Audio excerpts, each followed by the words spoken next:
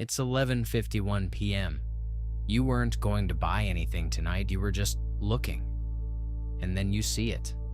The jacket, your size, your color, and underneath it in small letters, only 2 left in stock. You feel something shift. Not excitement, something quieter, something older. Here's what you don't know yet. Over the next 9 minutes, your own brain is going to be borrowed by a web page, and I'm going to narrate the whole thing while it happens to you. 11:52 p.m. A timer appears beneath the price. Offer ends in 9 o'clock. Something tightens, just slightly, behind your sternum. Your threat system has switched on. Not for a predator, not for a fire, for a jacket. Leaving. Your brain doesn't file losing access to a jacket and losing something that matters in different drawers. It reaches for the same alarm. Here's the machinery. In 1979, Daniel Kahneman and Amos Tversky showed that losses loom larger than gains. That losing something feels roughly twice as heavy as gaining the same thing feels good. Which means the countdown isn't selling you the jacket. It's selling you the loss of the jacket. And loss is the stronger salesman. 11:54. You do the responsible thing. You open the reviews. 4.6 stars. You read 3 glowing ones. You skim past the 2-star review complaining about the zipper. Barely a glance. It feels like research. It isn't. You stopped gathering information the moment you wanted the jacket. Now you're gathering permission. Psychologists call it confirmation bias. The tendency to seek what supports the decision you've already made and slide past what doesn't. You didn't choose to do it. It doesn't feel like anything at all. That's the point. The most effective filters are the ones you can't feel operating. 11:56. The page updates. Only 1 left. And the jacket, the exact same jacket, becomes more beautiful. This isn't a metaphor. In 1975, researchers led by Stephen Warshall handed people cookies from 2 jars. 10 cookies in one, 2 in the other. Same cookies, same recipe. The cookies from the nearly empty jar were rated as more desirable. Nothing changed except the emptiness around them. Robert Cialdini spent a career documenting this. Scarcity doesn't just raise urgency, it raises value. In the mind, where value actually lives. The last seat on the flight. The limited pressing. The almost gone. Rarity is doing work that quality never did. 11:57. A small message slides into the corner of the page. 23 people are viewing this item right now.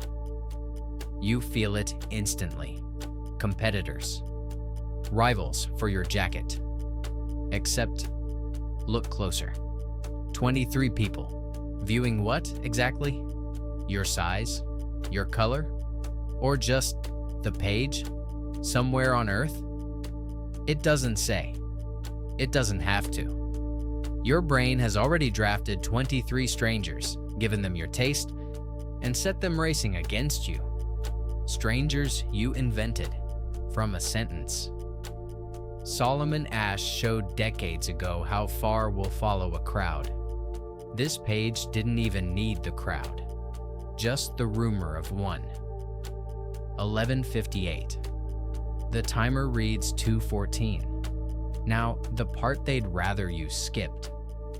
That timer may not be measuring anything. Researchers who crawled thousands of shopping sites found countdown clocks that expire and quietly reset. Deadlines attached to nothing. The scarcity was real to your nervous system, and only there. They didn't build the deadline into the website. They built it into you.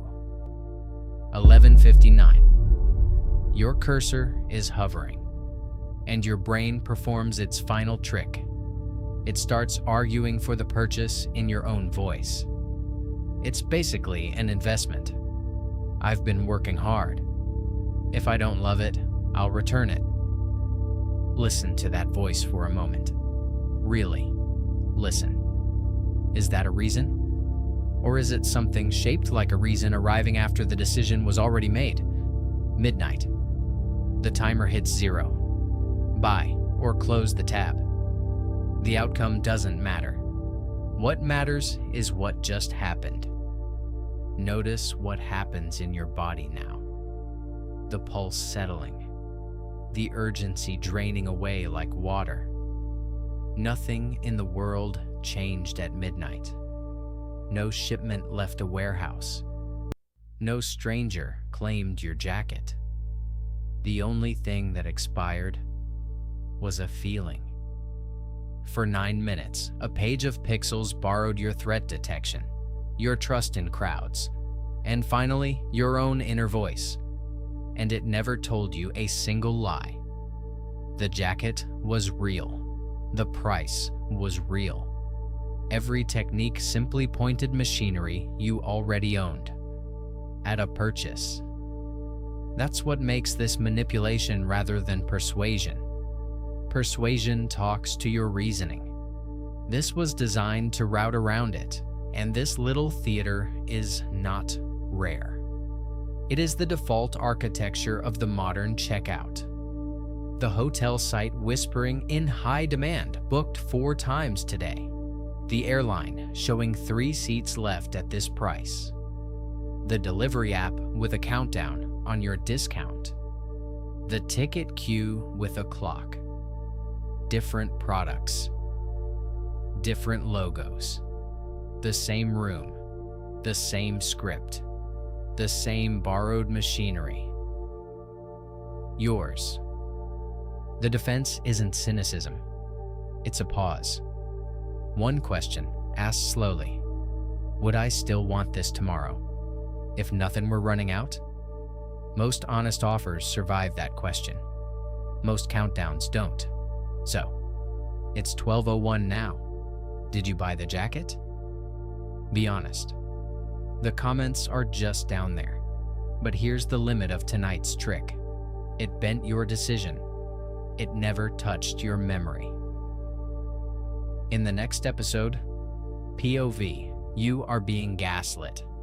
Someone sits across from you and does something far darker. They edit what you remember in real time while you watch.